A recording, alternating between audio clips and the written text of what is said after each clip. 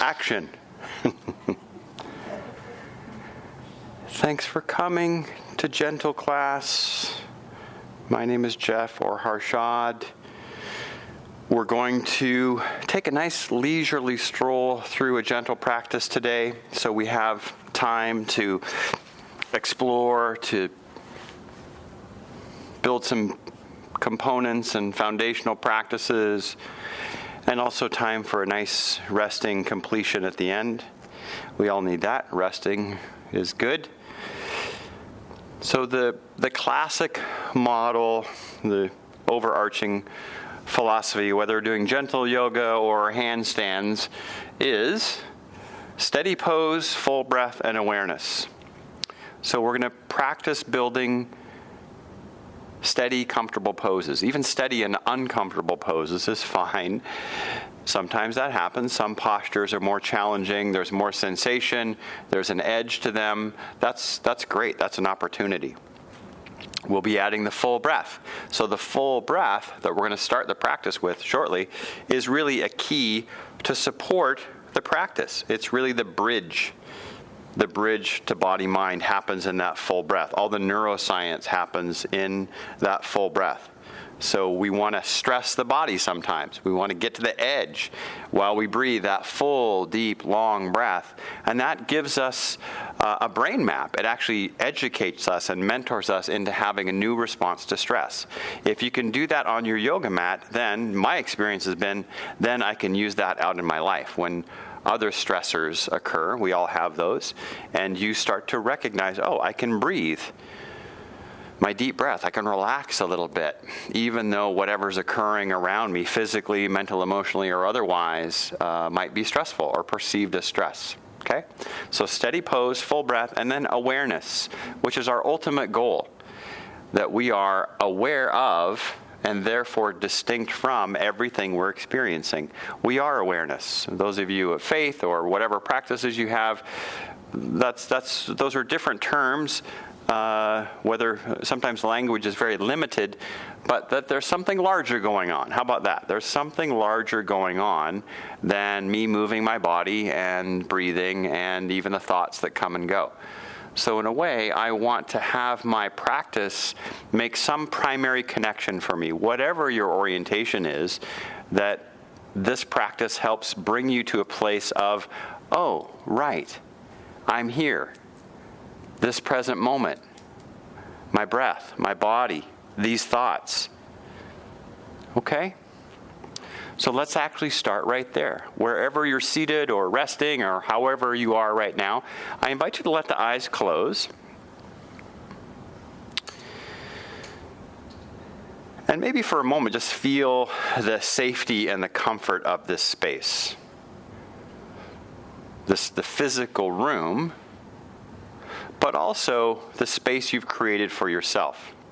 That you've taken this time, you have this next hour and a half to pause, to be with yourself, to explore, to practice. To practice.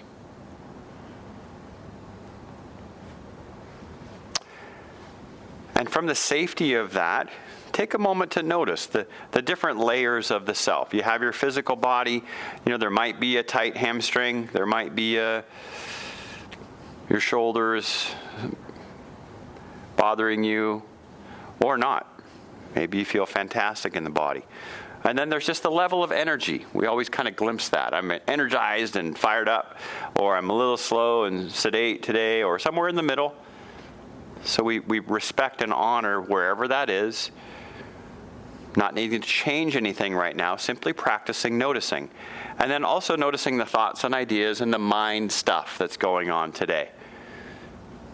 You have one, don't we all? And it keeps going. It can't stop doing that. So about 6 or 8 seconds is as long as you can go without a thought form emerging. So it's not that you stop thinking when you become an advanced practitioner of yoga or meditation. It's what you do with them. Can you simply watch them come and go? And some days are different. Some days there's a lot more going on. I get that. So finally, you set your own prayer or intention here. You recognize, okay, if this is my body and the breath and energy for me today, and this is the thoughts and the ideas and the mind stuff I have going on, a little moment of prayer or reverence to say, may this practice serve me to what? You fill in the blank.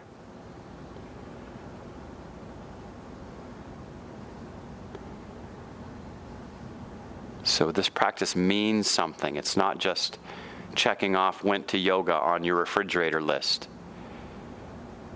It's serving you deeply, and it will.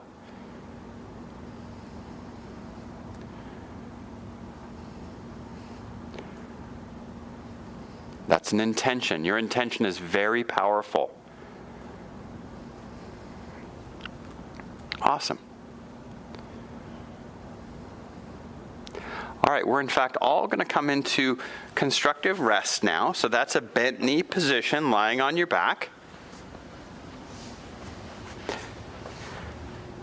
And for those of us with neck stuff, sometimes I'll have a little cushion behind the head, because if I just sometimes drop my head to the floor, my chin pokes way up in the air because my neck has a spasm or it's too tight or just how I'm built.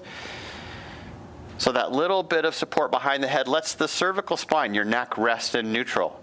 With your knees bent like this, that also allows a natural decompression, a softening in the spine, in particular the low back. And your arms can simply rest at the side or somewhere that feels right for you.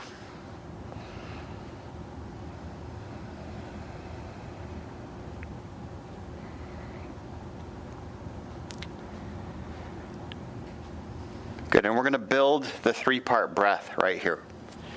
So again, one of the key components I mentioned earlier, steady pose, full breath, and awareness. We're going to begin with the breath and let that breath link and join into the actual movements and postures. So the starting of the breath is the bottom third, the abdominal breath. So a few of those full belly breaths, breathing in through the nostrils, filling all the way down to the bottom of the lung like a balloon filling, and it's the bottom of the balloon. And the belly will soften and expand outward and away on the inhale. On the exhale, the belly naturally falls back to the spine.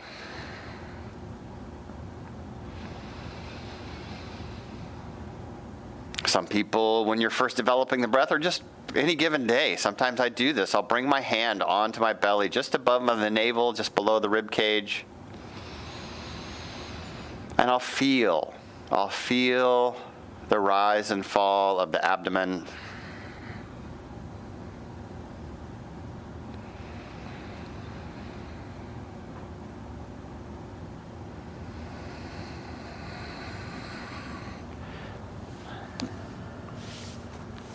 Ideally through the nose. That will help keep the pace long and slow.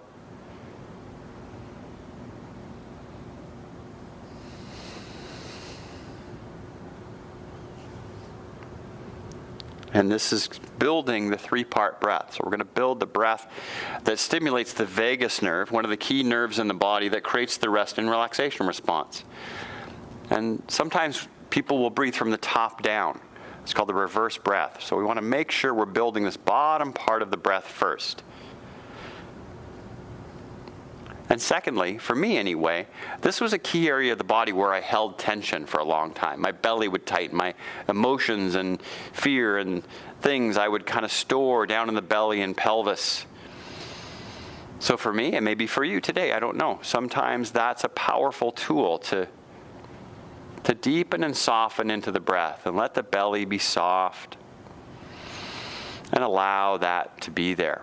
And even allow if things do come or go, an emotion, a memory, or something, part of our practice is to simply breathe and relax and simply allow that to come and go.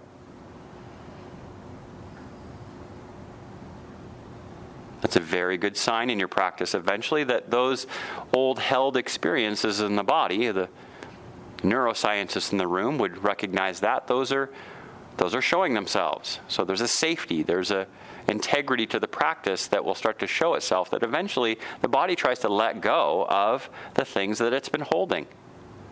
So there's lots of permission for that.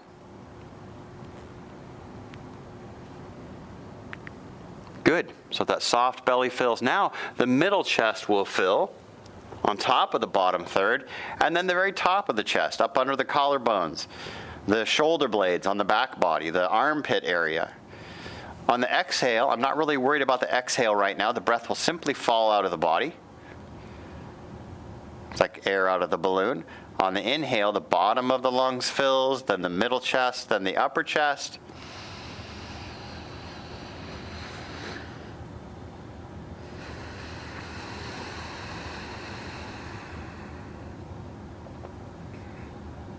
Again, if you want to place a hand on the belly and a hand on the top of the chest, under the collarbones, and have that tactile feedback, that felt sense of that breath entering and filling the bottom and the middle and the upper chest. And sometimes I put my hands on the body. In a moment of duress, I'll get right to this brain map, bring my hands on there, because my body knows this, because I'm upset. And I need to remember to breathe the deep breath and relax a little bit. So I'll use my hands.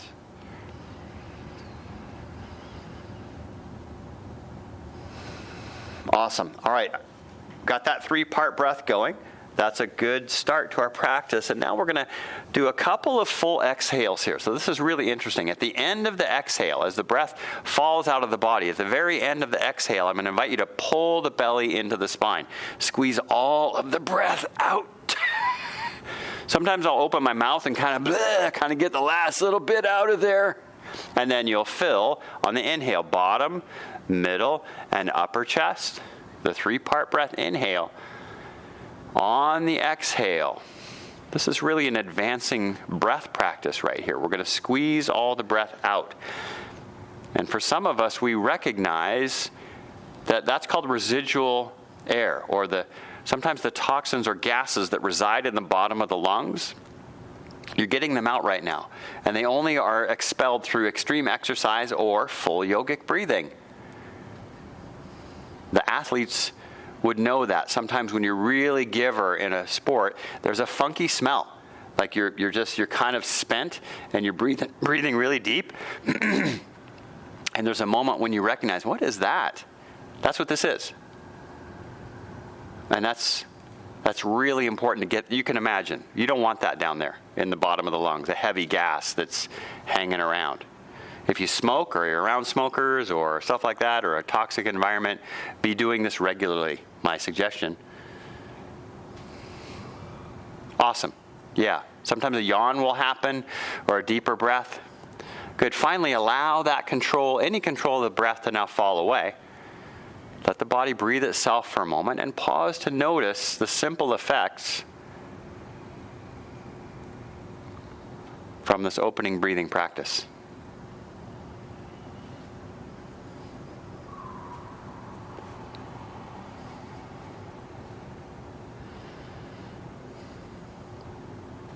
Good.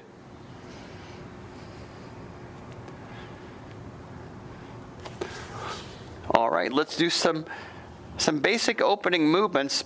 Again, we talked about the bottom of the breath is key, and as well the bottom of the spine is really key. The pelvic floor, the lower spine, it's the foundation. It's the foundation. So as we breathe this full breath, we're going to start some simple pelvic tilts here. It's called a cat and a dog tilt. You may know that well. On the next exhale, as I exhale, my pelvis will tilt. My low back will flatten onto the floor on that long, slow exhale. When I'm ready to inhale, I tilt the pelvis back to the floor. The low back will arch off the floor. That's a dog tilt. So the breath originates the movement. Listen to that phrase. The breath originates the movement. In other words, I don't move and then try to remember to breathe. I breathe to move. So as I start the exhale, there's a natural movement of the pelvis tilting and the back flattening. As I start to inhale, I'll feel the pelvis tilt back to the floor and the low back arch. There's a wonderful energetic undercurrent, no pun intended, to this move. The breath does have energy. It has prana, life force, chi, spirit, whatever you want to call it. we want to open to the possibility of that experience, that there's something more subtle going on. And here's your first glimpse of that. Now, what I also want you to notice is that as you move through cat and dog, as I flatten the low back and tilt the pelvis, my nose bobs up towards the top of my mat. As I arch into down dog, and the low back arches off the floor, my nose kind of bobs down towards the bottom of my mat. And that's a good sign that this simple pelvic tilt is moving through all of the vertebrae. The discs are benefiting from that, the small intrinsic muscles along the spine. So what's really interesting is less is often more. Smaller, specific movements are going to benefit the body when they're integrated with that full breath. As we like to say, gentle is the new advanced. Let's try that on. I understand it's not as exciting and it's not a workout. That's a different day. That's going to be later today. My workout is a different day. Yoga is a time I slow down, I breathe, and I feel. Awesome. All right, the next cat or dog tilt, I'm going to find neutral. So not a cat or a dog, but that natural curve in my low back. And many of you know this. So I have a little curve in my low back. My neck is still neutral. So if I was looking at an anatomical skeleton hanging on a hook in an anatomy class, I'd see the curve of the neck, the curve of the upper back, the curve of the lower back. So right now in resting, you have the same thing. And now we're going to add some core support. We're going to wrap some support around that spine. And then begin to have the extremities, the arms and legs, begin to move away from that central line. So I'm going to now draw the navel towards the spine. I'm going to engage transverse abdominis, draw the belly button in towards the spine without flattening my back. So it's almost like someone's going to punch you in the belly. I know that's not very yogic, but that drawing in, you're tightening the abdomen, and that wraps all the way around the torso. We're also going to add the inner thighs. My inner thighs isometrically engage towards each other like you're holding a soccer ball between your knees. And then finally, my shoulder blades will slightly draw down my back, like I'm going to tuck my shoulder blades into my back pockets. It's called the container of the core. I have now support from my shoulder blade, base of the shoulder blades, all the way through the pelvic floor. Yes? Inside that support, my spine is exactly as it started. So natural curves are there. Because you can always use this core support if you're not comfortable in the spine or the movement in the extremities is starting to affect your alignment in a way that's not integratable for you. So you can use your core. Back up the pose, add some core, and take it from there. We're going to start with a water wheel right here. So to start the range of motion, I'm going to draw my right knee up to my chest slowly. I'll reach the right leg up in the air, and I'm going to lower that right leg down to the bottom of the mat. It's like I'm pedaling a giant bicycle. I draw the knee in again. I reach the leg up. I lower it out and down.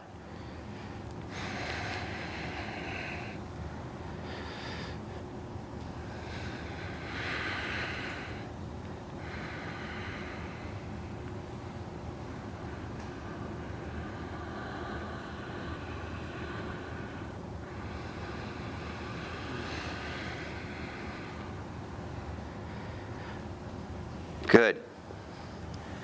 Again, maybe you have some core support here.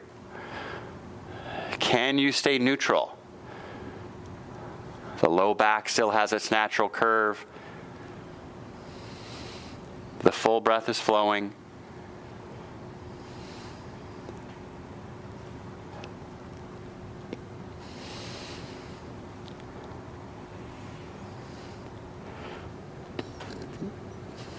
Maybe one or two more movements here. And it's a nice slow movement. It takes about 8 to 12 seconds to make this move, the length of a breath. So for many of us, that's a gift in itself, to breathe your full breath and to slow down. Because everything else in our life moves really fast. So maybe that's a gift of your practice. Many gifts. All right, pause after the next one. Bring the right foot back to the floor. The feet are hip width apart. The knees are bent. So that keeps your back neutral. For many people, if you lengthen your legs out, you'll lean to one hip or the back will start to flatten or arch. Good, and let's do the other side. So the left knee draws up towards the chest. I reach the left leg up in the air. I lower it out and down. So done correctly, this also is a natural opening and lengthening for the hamstring, actually. So if I don't tilt my pelvis, if I don't flatten my back, if I don't lean to the side, if I stay in that alignment, maybe using that core support, the hamstring has to follow this extension of the leg up in the air. And through repetition, it's a soft, nice way to let the hamstring lengthen and open a little bit.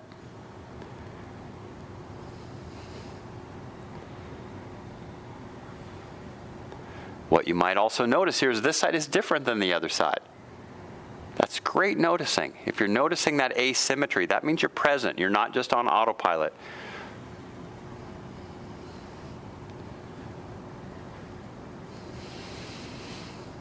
Excellent. Nice and slow. Lots of breath.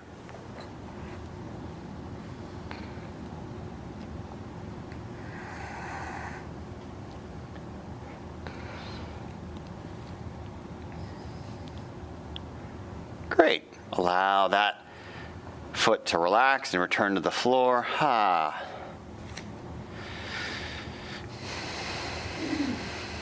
All right, are you ready? We're going to move on. So we're doing some simple alignment principles that we can weave through the whole practice. Right now, I'm going to invite you to do a reclining Farmer John or Jane. I'm going to bring my thumbs under my armpits, like I have suspenders on. I'm going to pull my elbows down to my side. I can release my thumbs out from under there for just a moment and feel my shoulder blades are now in relative neutral. My shoulder blades are on the mat. Okay? And I'm going to keep them there. I'm now going to slowly let my hands reach up towards the ceiling a little bit, but not change the shoulder blade. So I don't reach so far that my shoulder blade rolls off the mat. I'm going to keep it right there. So guess what? You have a tool to help you do that, because we're going to work a little bit in a moment. Maybe you use that core support, that pulling of the shoulder blade down the back. Not enough to strain the neck, but just enough to stabilize it in neutral, in relative neutral. I'm going to turn the palms down now, palms towards the bottom of my mat, towards my knees. That's a bit of a foreshadowing. Okay. And here comes the core. I'm going to lift my right knee up in the air now. My right knee is going to float over my right hip. So you might need some core support here. Notice, especially if you're flattening your back or arching your back to do this, then the left knee floats up over the left hip. Woohoo! Now imagine there's a 2x4, a board, between your right palm and the top of your right knee. Like a little marionette. I'm going to move my right knee and my right hand move together, forward and back, up and down, if you will. And the same thing with the left knee. It's like I'm crawling on the ceiling right now, but from neutral.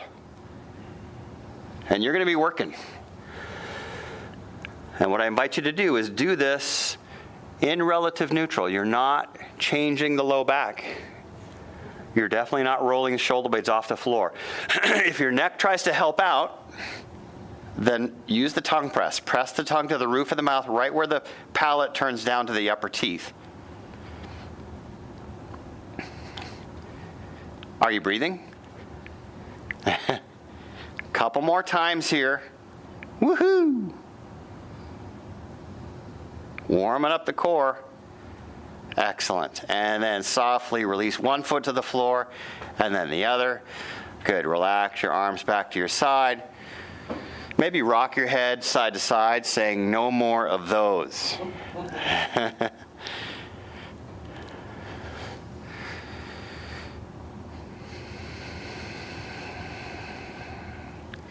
In this moment, if you're reestablishing the breath, you could let the belly be soft and full as you explore your full breath. But notice when we engage the core, that your breath doesn't really go down into the belly. The belly is... We use that opening belly breath to really develop the softening of the breath, the softening of the belly, and making sure the bottom of the lungs fill first. But notice over time that you actually will have that core engaged, and that really forces the lungs to open in the rib cage and really give you some opening in the rib cage, which many of us need. There's tension often held in the intercostal muscles, the muscles between the ribs. Great. All right, we're rocking on. So when you're ready, we're going to roll to the side, nice and slow and careful. And for some people, your head is way off the floor here. You could always bolster it with something. Your legs are going to straighten down the mat.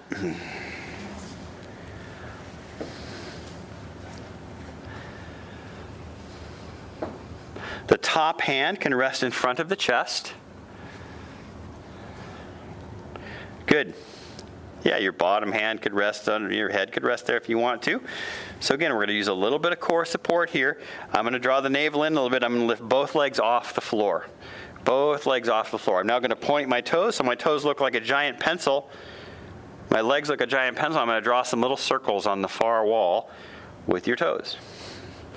So you're going to feel your obliques working right on the top side of the trunk. And the breath is flowing. Random joyful happiness could occur, or random grumpiness might. Either of those could happen. All right, it's a giant pen. Write your name cursive with your giant pen in the air. Your whole name. Don't do a nickname like Cat or something. All right, and then let the legs rest. Good. The bottom leg is softly resting. Now the top knee is going to bend up, and we're going to do some big 360-degree circles with that top knee. Big circles. So we just worked the core muscles, and now what we're going to do is let that support we just built actually support the deep hip socket, that top hip moving around. It's like a ball and socket, like a trailer hitch. I need a better analogy, but that works. There's a ball and socket. And by moving this hip around, I'm massaging that ball and socket. So often hip work is done to release the muscles around the hip, but in fact we want to begin that process, if we are going to work around the hips, by allowing the socket to lubricate and feel its natural range of motion with no pressure on it, with no big effort.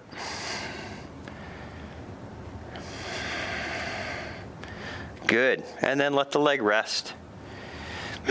That should feel good. We'll come back to that. All right, now as gracefully as you can, you'll roll to the other side.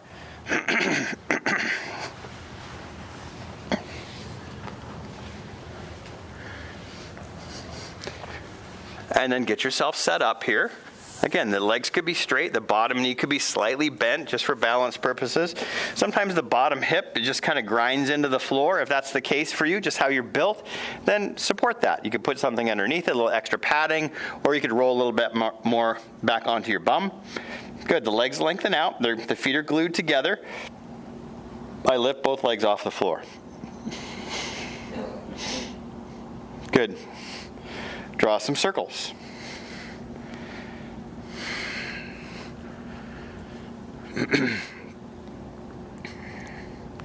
Now, while this might not seem like a gentle, easy thing to do, I now know, technically, therapeutically, the supportive core, the center line of the body, we all need that. Before you do any gentle yoga practice or handstandy advanced stuff, this needs to be stable for you before the extremities can do anything.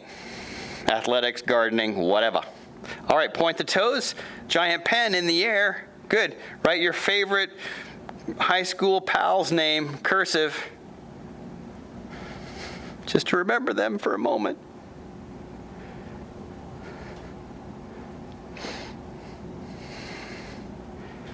Awesome. All right, let the legs rest.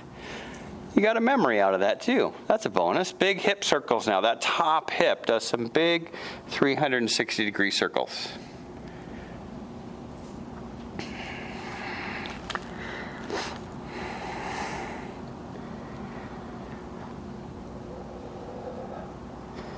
Again, notice if this side is different. If it's different, give me a wave. Give me a wave if this side is different. Awesome, awesome. So many of us have that asymmetry. And that's a very good sign that you're paying attention. If you're not paying attention, you're not going to notice that it's different than the other side. If you're thinking about your grocery list, or so you're doing that today, because the mind will do that. It will take over and say, no, I got this yoga thing. Let me just think about other stuff so yeah, I can keep up. You don't want that.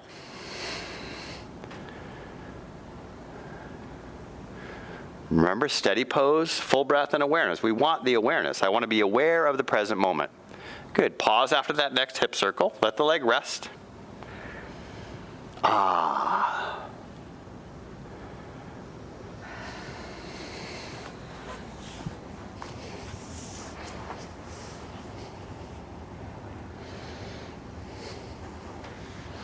Cool.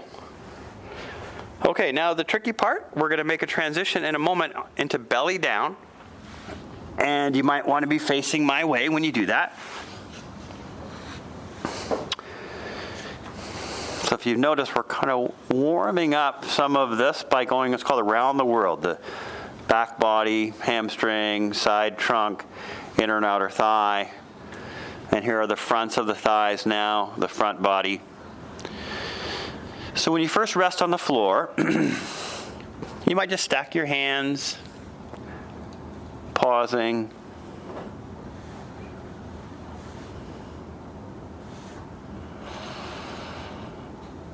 It's a nice place to reestablish the breath.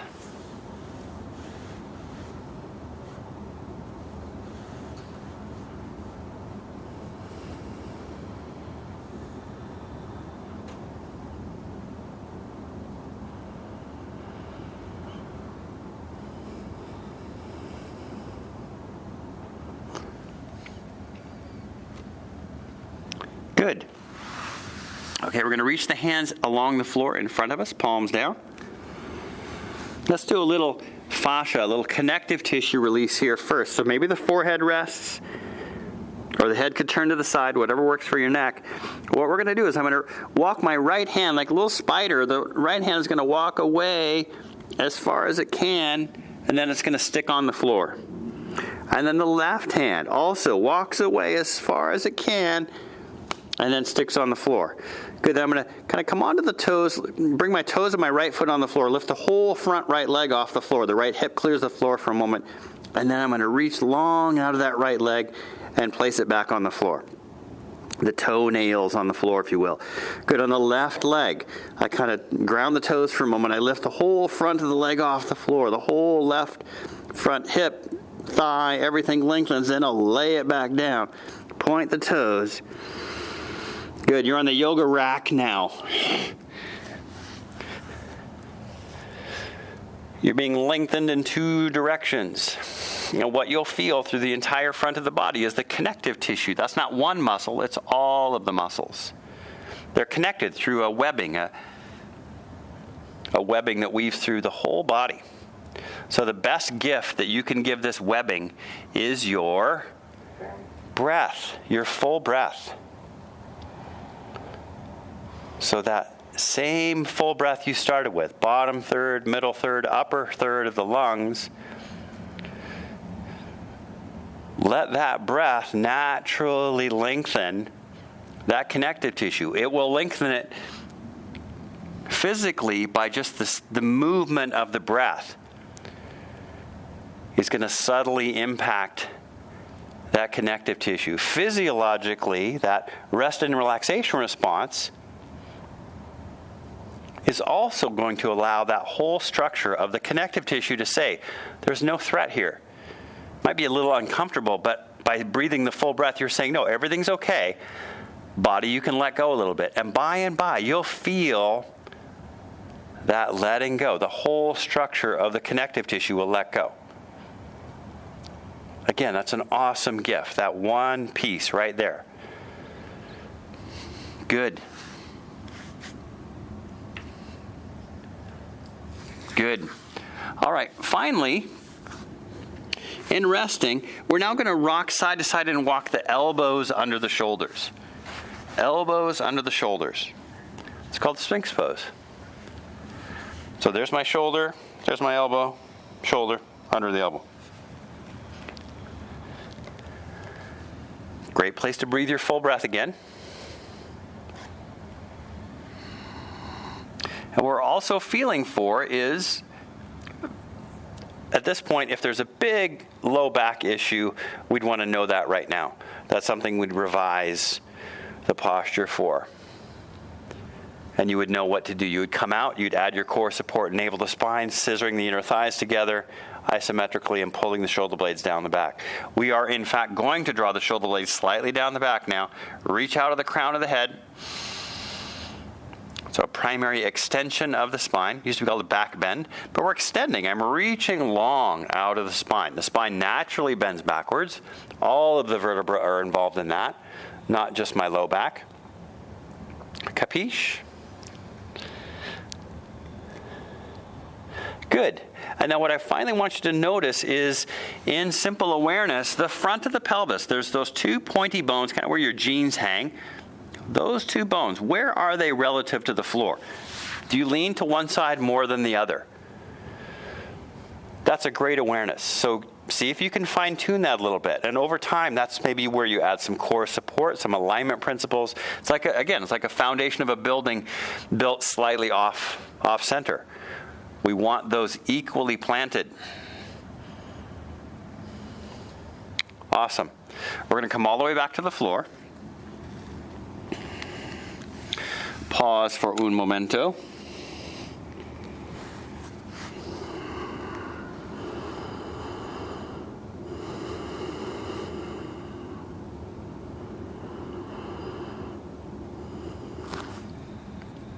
Great, and now we'll do one of my other favorites, which is the half locust. So my palms, we're not going to bring the hands under the body. We're going to bring the palms to the side, kind of, 8 inches, 10 inches away from the side of the torso. Palms down, thumbs out. And that gives me access to the drawing down of if I need that shoulder blade support, you'll see what I mean in a moment. You'll feel it perhaps. I can use that. If my hands are underneath me, it's not as accessible. Now, what I want you to notice is right now your left leg is completely relaxed. Just maybe wiggle it. So go left leg. Okay, you're not involved in this at all. Don't try to help. Okay, my pelvis is neutral. So those two hip points we just talked about, they're relatively the same off the floor.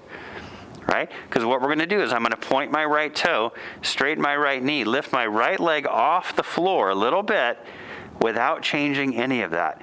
The belly does not press into the floor. Okay, I didn't lean off to one hip. So can I lift this simple extension in neutral? Breathe. Don't forget to breathe your full breath. So maybe this is a pose that challenges you with compassion. That's not an oxymoron. A place where you're feeling the edge. You might even get uncomfortable, but you can breathe. The compassion is in the breath. That full relaxed breath is how you can compassionately address any moment of creation unfolding. So we're using this moment in the body. I know it's working. The more intense it gets, the more deep I breathe, the more I relax, the more I welcome it in. Just allow it to be there. I feel it. Good. Allow that leg to return to the floor. Maybe turn the head to the side for a moment. Pause. And perhaps there's, again, that nice little movement of energy. You feel energized. Something feels different in the body, perhaps, after the pose. There's the physiology of the kidneys and adrenals, and that's a great tool, something we need from our practice. There's also something else, especially when we're present and we're breathing the full breath.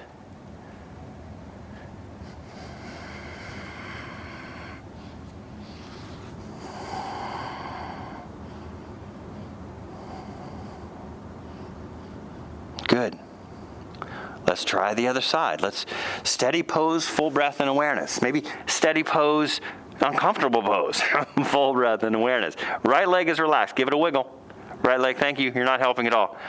Good. Maybe core support, maybe navel to spine, inner thigh, shoulder blades as I now point the left toe, straighten the left knee, and I lift the left leg off the floor. Those two hip points don't change. I definitely am not pressing the belly into the floor. If anything, for me, I'm actually drawing the belly into the spine on this side because my left leg I have some hip stuff. So I have to engage some core or else I'll cheat. I'll press the belly in and lean to the side. Give it your full breath.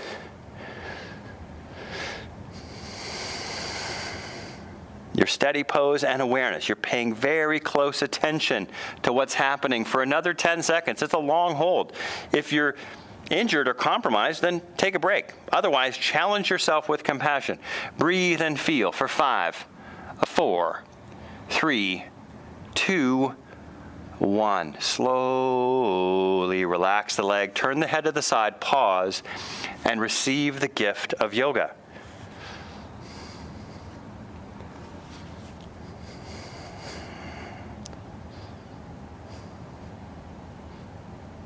So if you can feel that nice energy movement right now, just wiggle your fingers at me if you can feel that right now. Yeah, so many of you feel that. And what I want you to recognize, you already know that. So for me, Beethoven's Ninth Symphony, the Boston Symphony years ago, in the 8th row, lots of energy for me. Whatever that is for you. You know that feeling. So what we're trying to mentor you into, you're mentoring yourself into, I need to be able to generate that same experience in places where it's uncomfortable, where it's not something I'm choosing. That is yoga. We're creating equanimity. You're equanimous with whatever's unfolding. And when you can do that, guess what? There's energy in all of those experiences, not just the ones you like, because it's your mind that likes them. You've created that. So we're transcending duality eventually. When we're steady pose, full breath, and awareness, you can begin to change your programmed response. And all of those experiences, creation unfolding in all of its manifestations, gives you that energy. How cool is that? Then every day is awesome. It's raining. Woo! It's sunny. Woo! It's a tornado. Woo! We've never seen one. Woo! Does that sound weird?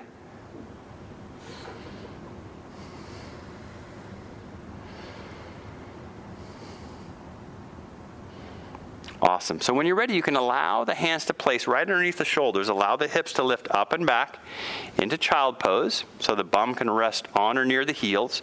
I don't really like this pose that much, so I always make it work for me. Like my knees are wide apart and I'm on my forearms. My left hip doesn't really like it. But the point is, this pose, the intention of this pose is to have a little bit of a rounding in the low back and kind of complement what we just did. We moved the spine in the other way a few moments ago, so it gets a little different feel here.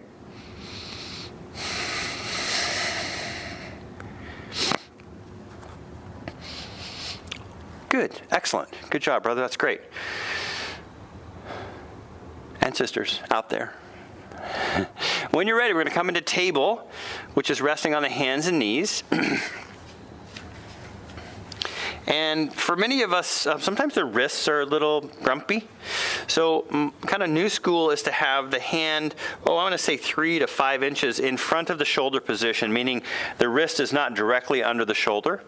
And that will take a little bit of angle out of the wrist. See if you like that more. Okay? And the knees and the hands are pretty wide. They're like probably the width of the mat.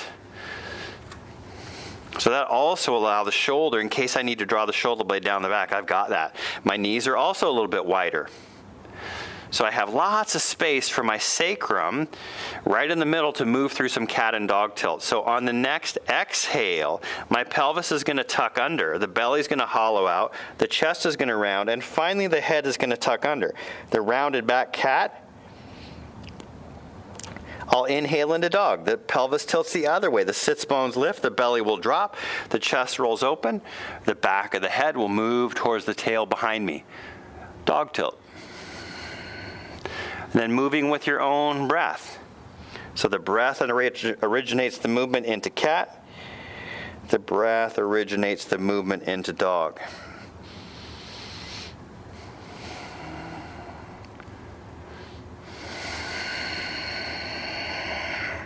So it's like an undulation. The base of the spine starts the move.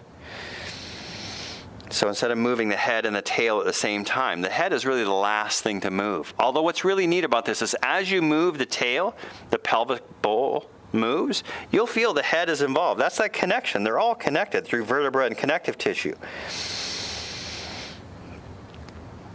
That's a good sign. Awesome. After the next cat or dog, we're going to find our way to neutral. Again, if you need core support, you know what to do. Drawing the navel to the spine, inner thighs. Good. Let's do some stuff here. So first we're going to do a half, like a half moon on the floor. So you know that standing pose where we curve to the side. So that means my right hip and my right shoulder are going to curve towards each other. My right hip, like I'm wrapping my right waist around a pole. Yes? So I'm shortening my right waist. Now what I want you to feel is I want you to feel lengthening out of the left waist. From my left hip to my left shoulder is open and long. The trunk really open there. Shortening the right, lengthening the left. Even reaching long out of the crown of the head. My spine is still long, making lots of space for this curve. Good. And then I'll even walk my hands a couple little steps off to the right a little bit further. My right hip didn't move. I'm just adding a little extra gumption here.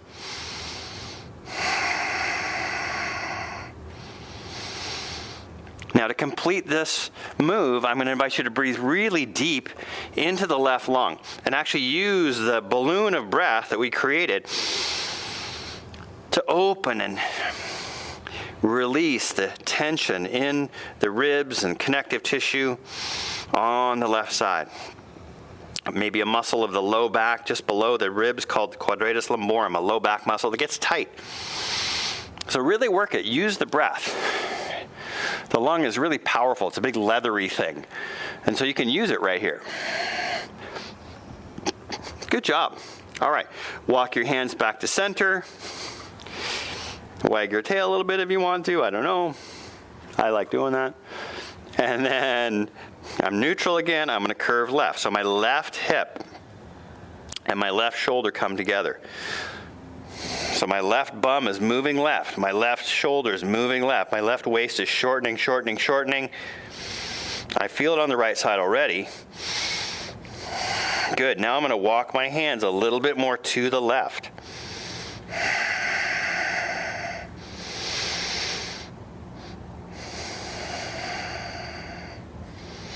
And once I'm in, I'm going to go after it with my breath.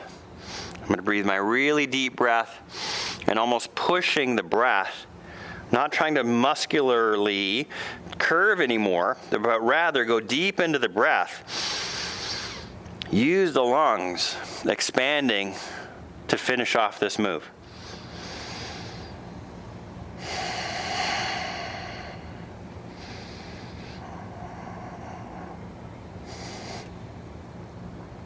Awesome. Good. All right, walk your hands back to center. Great. I'm going to walk my left knee a little bit more to the midline. Little tripod action. My left knee kind of towards the middle. I'm going to release my right leg straight back.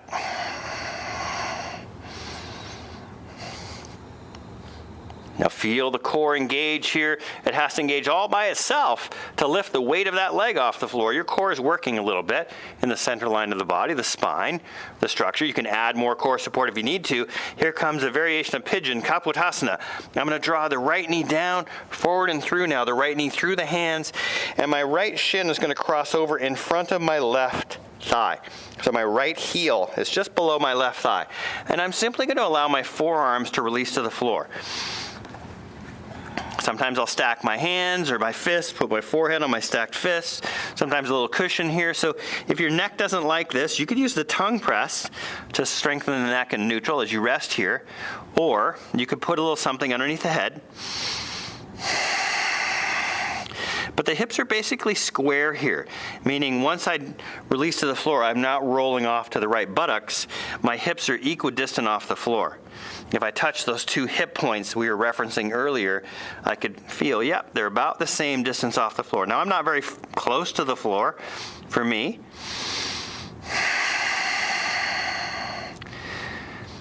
You might hear me breathing my full breath here because this is a pose that's full of sensation for me. I feel it on the inside of my right thigh. I feel it on the right outer hip and the glute. So maybe this is a pose that we challenge ourselves with compassion. We create the movement that allows me to breathe and feel.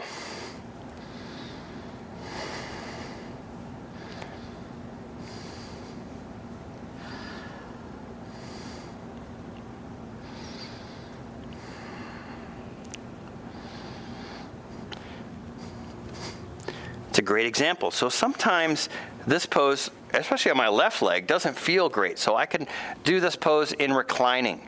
I can lie on my back and draw the knee up towards my chest as I'm doing right now and get a very similar effect in that glute. So that's a nice revision, especially if you have knee issues.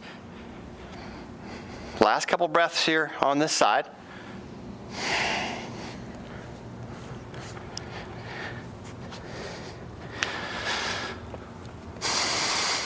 Cool. So I'm going to invite you to tuck your left toes under.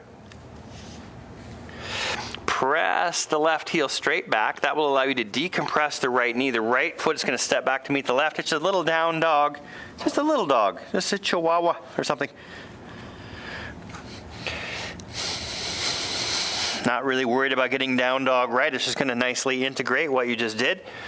Good. Then the knees can come back to the floor. Here comes the leg extension on this side. So my left leg is going to reach straight back.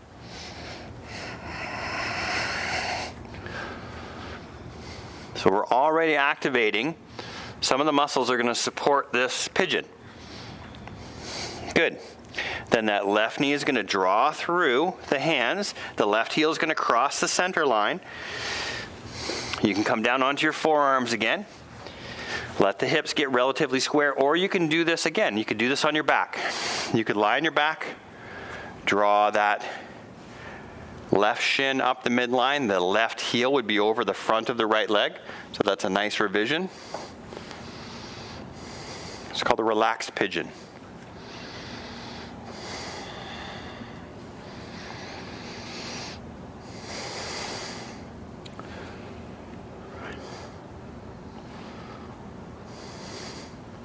So again, steady pose, full breath, and awareness. This is a very challenging pose for me on this side. So mine might not look anything like yours. That's absolutely okay. I've got to find in my body, where is that place I can work? Where is the place that I'm steady and comfortable, in this case steady and uncomfortable, I can breathe that full breath, and I can stay aware. Because here's the deepening picture. When we approach stress, when we approach discomfort, the mind's pattern is to distract you, is to go into duality. It starts to judge. It doesn't like it. It's judging me. It's judging yourself. There's a good one. It goes anywhere but into the present moment experience. Can you dig it? So you replace that thinking mind with a breathing, feeling body. Replacing the thinking mind, the ego-based, duality-based mind, with a breathing, feeling body. It's right here, right now. There's a sensation. You can give it your full breath and stay aware. And even compassionately watch how the mind does go off. And when it does, don't judge that. As my teacher Mickey would say, you get your first reaction, let it do that, and then bring it back to what you're focused on. That is yoga. Has nothing to do with how pretzel-y you are.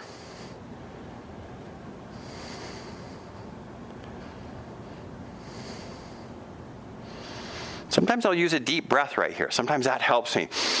I'll deepen the breath. Having kind of a breathy kind of exhale or two. You could try that if you want to. Like a sigh. Sometimes that just helps me to relax a little bit more, come back to the present moment, because I'm not liking the present moment. Good. Nice revisions, I see. Taking care of yourself, I really appreciate that. That is yoga. Appreciate it. All right, the right toes rather tuck under. I press the right heel back. That will allow me to decompress the left knee. Left knee steps back to meet the right. Left foot steps back to meet the right. There's your down dog once again. If you want to do a little mini walking dog, little one knee bends, the other knee bends, that's a nice calf. There's a couple of calf muscles that will help. Awesome. And then we're going to bring the knees back to the floor. We're back to table. From table, I'm going to step a foot forward. It's usually your lead leg, whatever leg you step forward with. It's good to know that. That's the one you usually step forward with. And so once you learn that, it's also really important to balance in some kind of your yoga work or other work to work the other leg. Right? So if you always get up on this leg, it starts a tension tightening pattern on one side of the body more than the other. So it's just good to do both sides. All right. From here, you tuck the rear toes under. You could add core. I could scissor the legs. That's a scissor. I could draw the navel in. I could draw the shoulder blades down the back. Really strong way to have a straight spine come into standing. We're up. Woo! Let's all do that. Take a big breath in.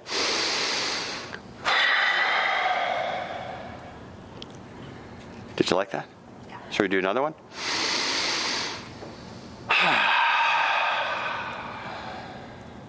Oh, I think we have to go there. And this is on camera too.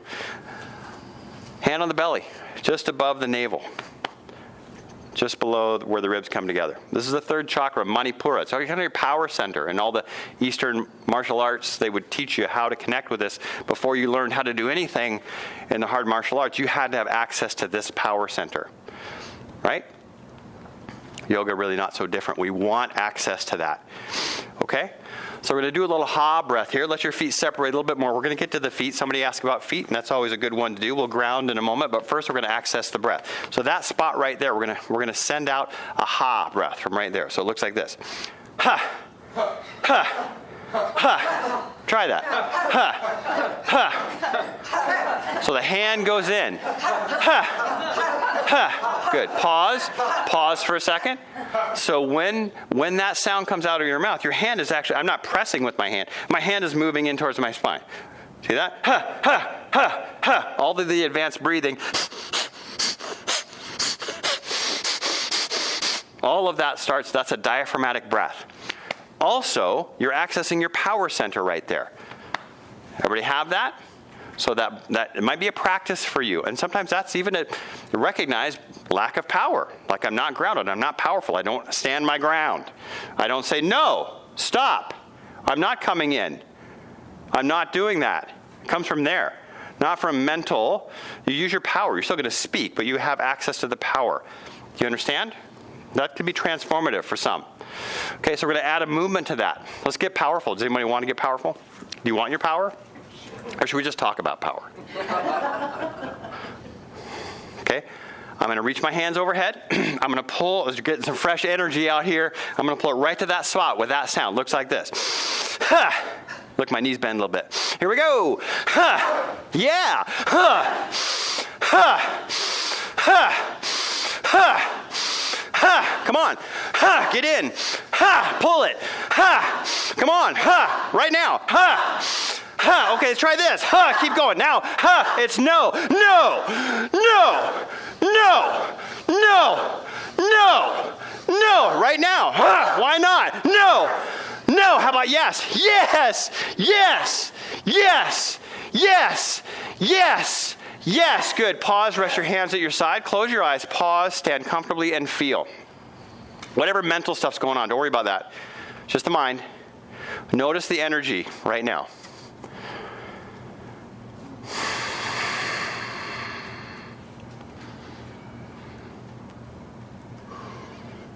Can you dig it? So, see, I'm going to feel that right now. I'm a feel guy. That's on the camera too. You know, that was big for me because I was a caretaker. So I was in the family of the, dysfunctional family.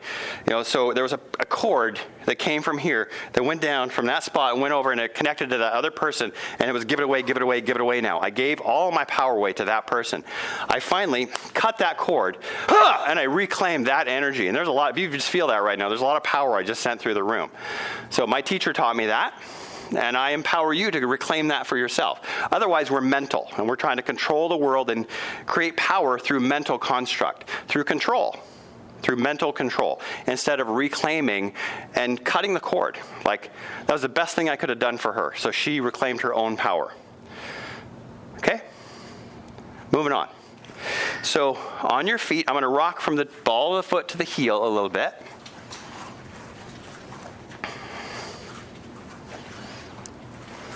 Good. And I'm going to stand on my left foot. I'm going to tuck my right toes under and roll through the toes a little bit. Sometimes there's a little pop or crack there. That's okay. Great. Now lift that right foot up in the air. Twinkle the toes. Circle the ankle a little bit.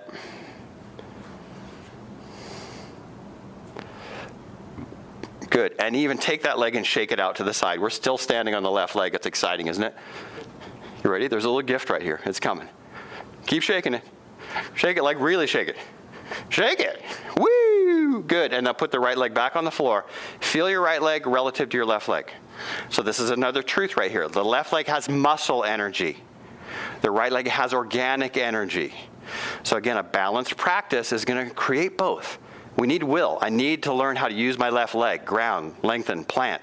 But I also need to open the right, have access to that. A lot of life we live in the left leg. Any left leg livers in here? Yes. Right? So we learn to balance. Good. Let's put the right foot on the floor. Let's put the toes under of the left foot.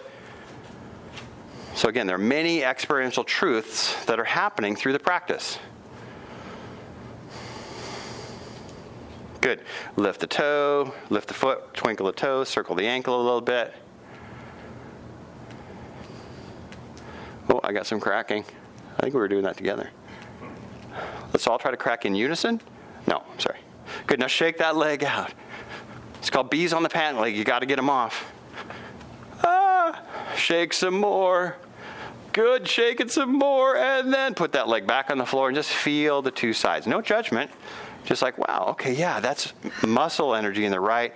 Oh, that's organic energy in the left. Okay, I get it.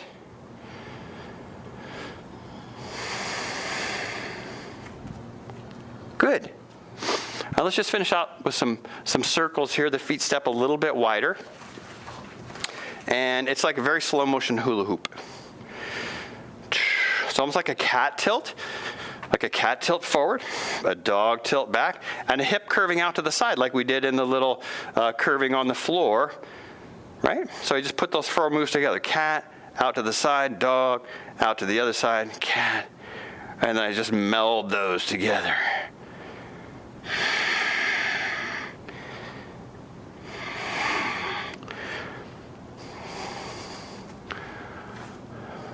Good.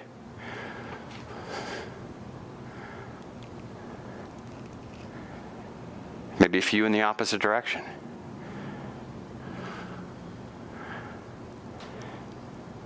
This one should feel good. This one's about feel, actually. If there's a sound that went with this one, it would be, I want to try that? Actually, it could be like, it could be that, but it could be like chocolate, or you like something like, something delicious.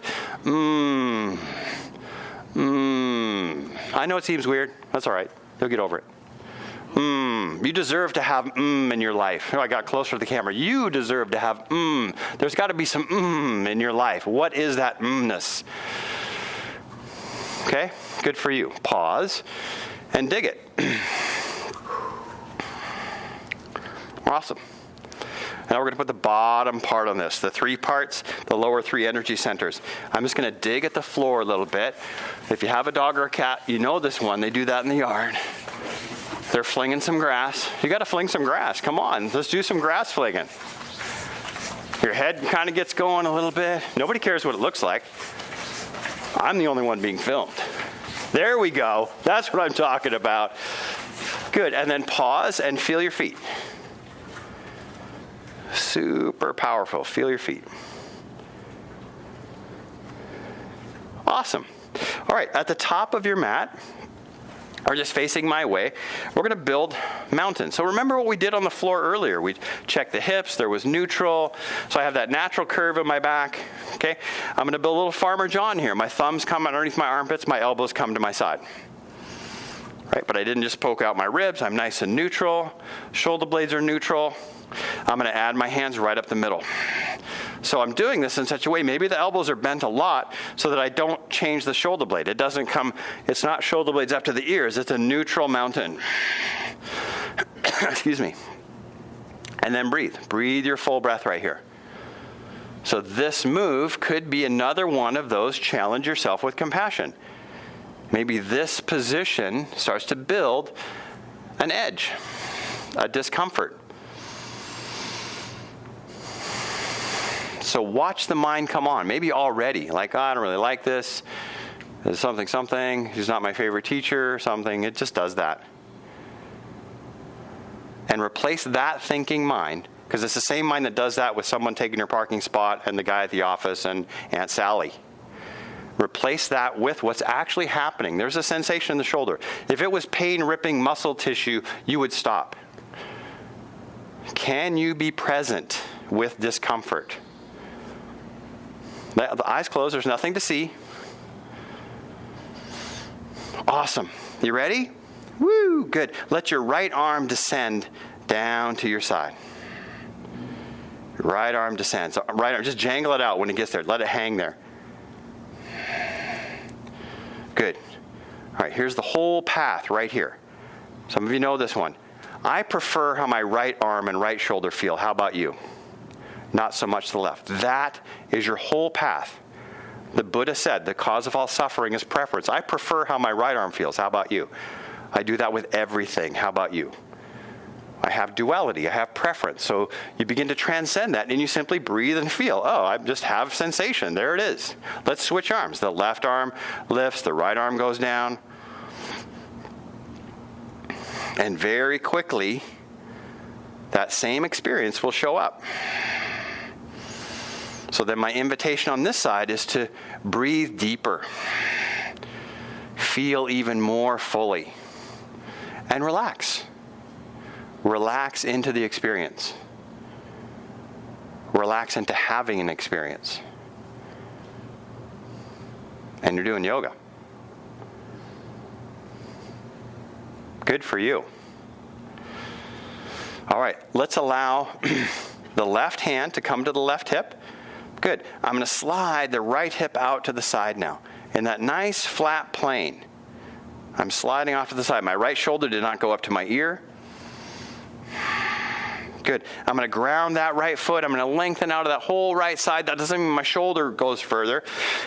And then for fun, I'm going to release my left hand off the left hip and also lengthen the left side, the left foot to the left hand. My spine is long. My breath is full. If you need core support, if making this move puts discomfort to a level of not being able to stay with your breath into the back, then you would back off and add core. Woohoo! Good. Come back to center. Good. Let's switch sides. So the left hand lowers. Let's bring the left hand to the left hip. Oh, right hand. Sorry. Thank you. That was just a test. Good job. And slide the left hip out to the side. Kind of feel those alignment principles. Nice long left side. You have that commitment to the left side. And then when you're ready, you feel like, no, I got it. I can add the right side. Because that's called weighted leverage. We just added more weight that you have to secure to go to this side. And breathe. And it's going to add some discomfort. It's going to add some challenge. And you go to your full breath. And you feel. Good job. We're going to come back to center nice and slow. I'm going to lower both hands. Both hands lower down. Good. They're going to come onto my glutes. So right on my buttocks. Okay? And right in front of those hands, deep in the body, are my hips. So I'm going to ground my nice grounded feet. My legs are long, knees are soft, hips are soft. I'm going to invite the hips forward while I simultaneously reach out to the crown of the head and allow the whole spine to lengthen up and back. It's an extension. So my head doesn't drop back. I'm not doing this from my low back. So it's very similar to when you did Sphinx on the floor. You lifted your torso off the floor, but you didn't do it from your low back. And you tried to keep your hips equal, right? So can you feel that here? The whole spine making this extension. You're doing great.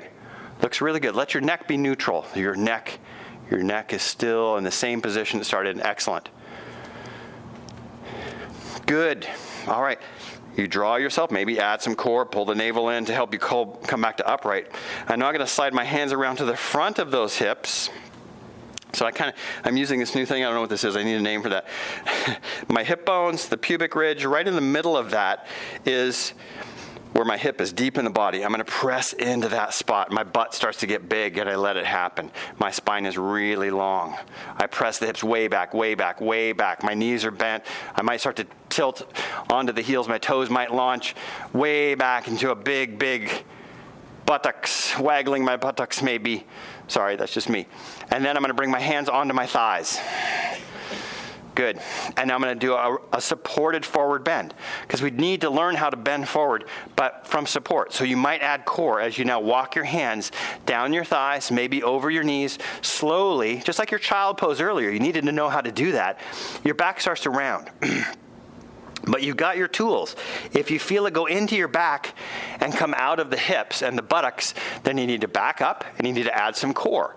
You need to draw the navel to the spine, scissor the legs together, draw the shoulder blades down the back. Otherwise, walk your hands down to a position you can feel. The head can eventually go to. The whole spine rounds forward, but supported. You get to support yourself in a rounded spine. Maybe this is a moment of challenging yourself with compassion. I'm not feeling it in my back. Really good. It looks really good. Because we need to learn how to round forward safely, because you're going to do that. Good. And now maybe navel to spine, scissor the legs, walk your hands back up the shins, over the knees, up the thighs. Walk yourself all the way back into upright. Awesome. That was a good breath. Excelente. Are you ready? So we're going to complete the standing practice. We kind of set this up. We built the lower energies. We did some simple movement in the upper body with Vrikshasana, the tree pose. Okay? So we're going to use the tree as a nice exploration of grounding first. So remember there's the muscle energy of the left leg. I'm going to ground that left leg. Just like we did the shaking off of the opposite leg. Right now that left leg is the root. It drops into the roots. That's the trunk of the tree, that left leg. And you'll feel your right leg is now free. Your right leg can do a little swingaroo or something. And all we're going to do is open the door and plant the foot. So my right knee is going to travel up towards my chest, kind of like I did earlier. When the knee traveled up, I didn't just round my back to do this. My back is neutral. And then I open the door. The knee opens out to the side. And then wherever the foot is going to rest, let it rest there. It might be on the shin. It might be on the calf. If you're new to balance or today is just a not good balance day, bring your toes to the floor. Allow yourself to teeter. Trees sway in the breeze all the time. And it's beautiful, isn't it? Good. Add your hands. Your hands can come to the heart. Good.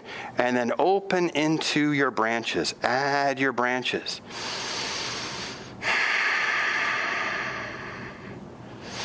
So even breathing up from the roots, up the trunk, all the way up your tree, just like a tree does, a little recycling. On the exhale, it travels back out and down into the earth. Or even breathing up through the trunk and out through the leaves and branches.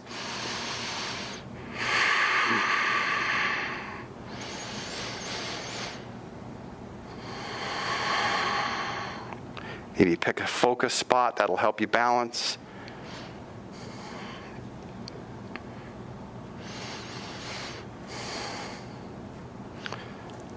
Good. All right, gracefully allow the right foot to return to the floor.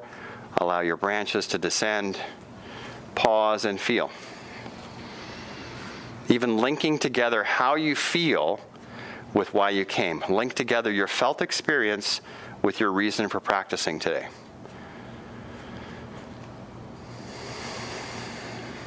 Link together how you feel with why you came.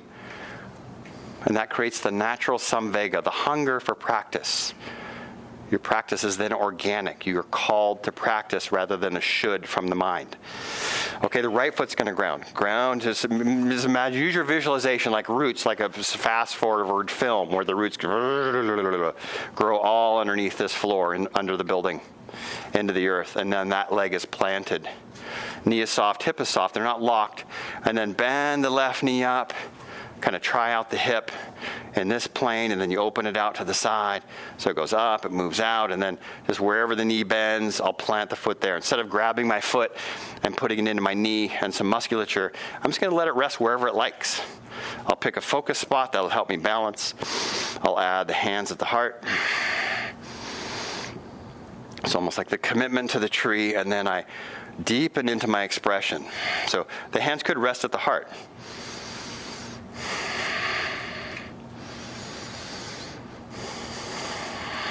Be the tree.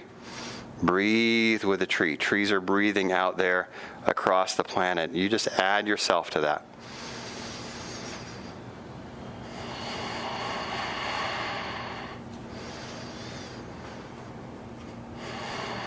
And if it's a windy day in your forest, just enjoy that. Just even see that, the trees blowing in the breeze, how enjoyable that is. Beautiful.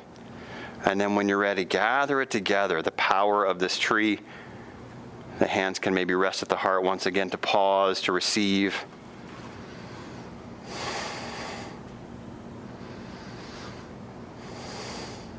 Great. And then we're going to come back to the floor kind of in the same way we came off the floor. You can step a foot back. Keep the spine nice and long. You can lower your hands to the floor. You're going to come onto your back here. So lengthen down your back. We're not quite ready for Shavasana, your final resting pose, but we're getting there. So come onto your back for a moment. When you reach your back, I'm going to invite you to draw your knees up to your chest. Give the knees a little hug.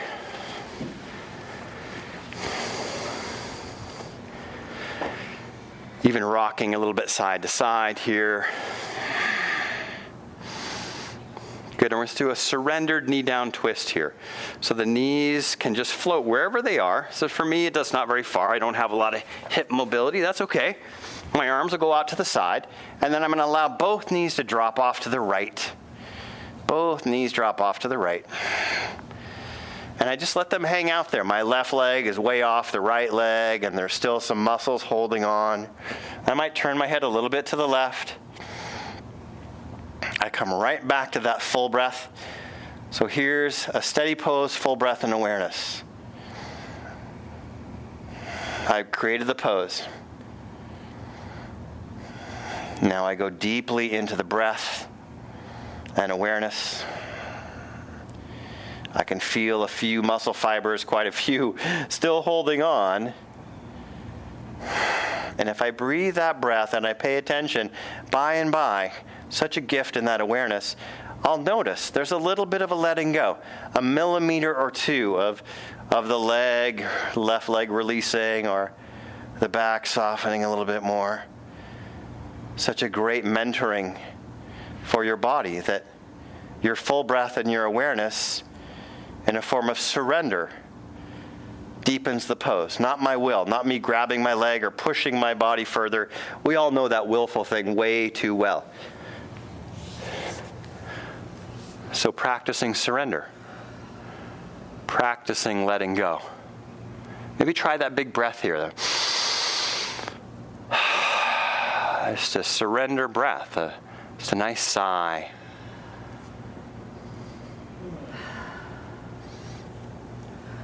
Excellent. And then plant the right hand so you have a nice starting place to allow the knees to make their way back through center. And then sure enough, you'll allow both knees to move off to the left. Both knees stack off to the left, kind of wherever they arrive.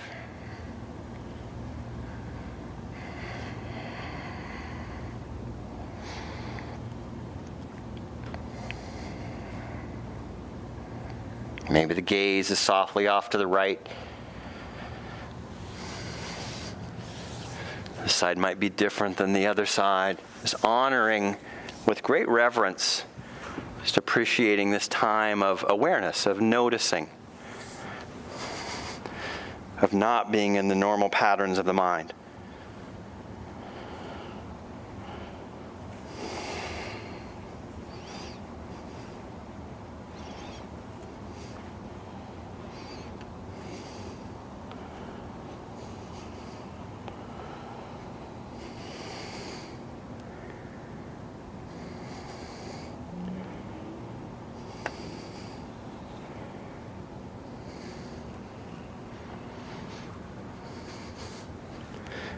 Good. And when you're ready, perhaps plant the left hand a little more firmly to allow the knees to move back to center. Maybe resting the feet for just a moment, pausing in stillness. To notice, is there something left in the body here? Is there a final movement the body requires? There's no should, no stuff that you're supposed to do here. We're about to rest in stillness on our back, in a full resting position. Is there anything the body needs to do before finding that resting pose? I equate this to my cat, Ella.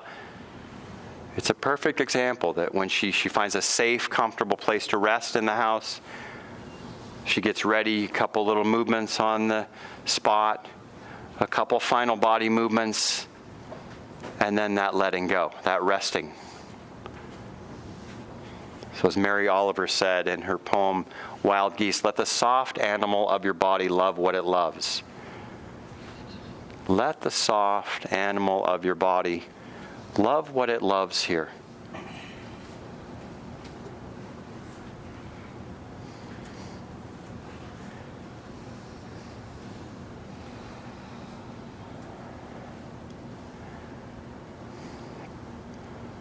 And again, recognizing the safety and the comfort of this space. This is a special space you're creating for yourself.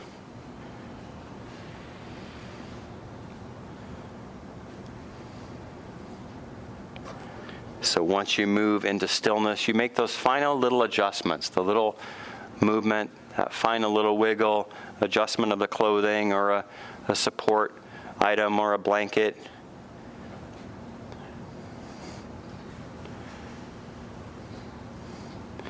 Even some gratitude and recognition that you deserve to be comfortable.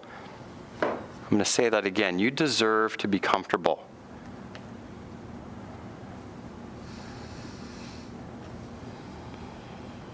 In this moment,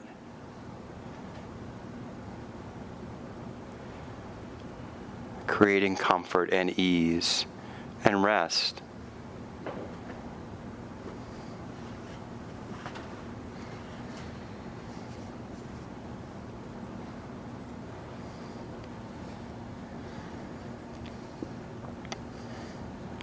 And then you might allow the next 5 deliberate breaths to be a completion of the breath, that full breath that has woven through the whole practice. We complete those breaths, the next 5 breaths, each exhale as if you're walking down 5 stairs into relaxation very slowly. Each exhale, stepping down into relaxation a little bit further.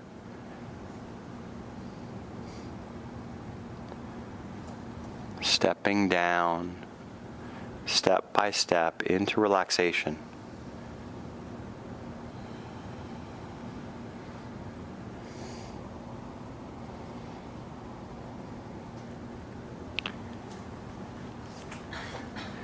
Until you reach that final step and there's nothing left to do. Any control of the breath falls away. Simply resting in awareness, sometimes drifting off or dozing off, that's okay. Simply watching yourself relaxing deeply. Aware of your relaxing more and more.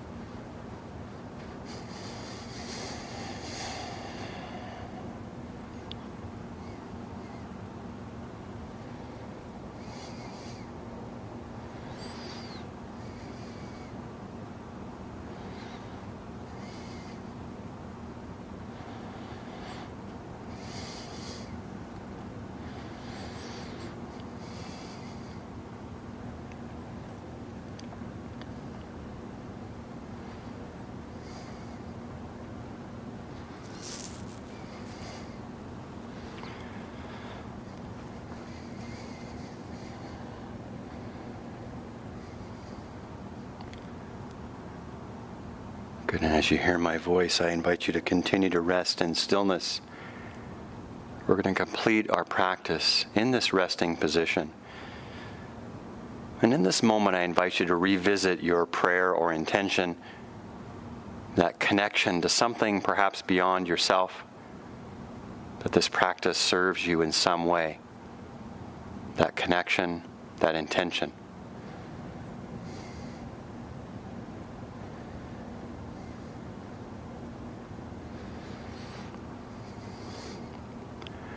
And then finally, activating the energy of the body through the simple vibration and sound of Om. We're going to let that sound resonate through 3 areas of the body. The first Om for the base of the spine.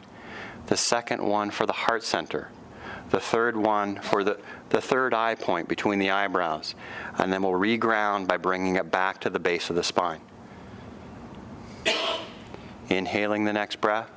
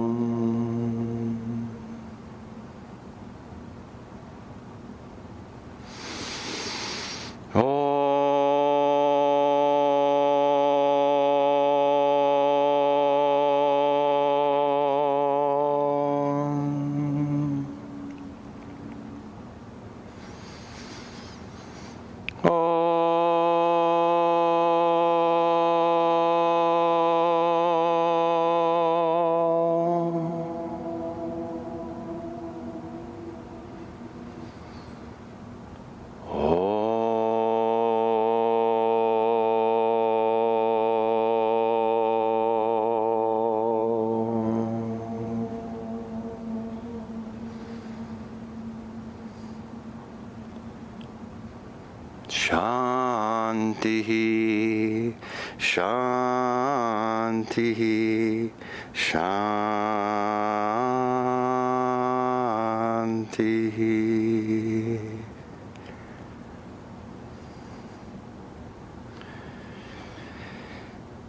May peace be with you.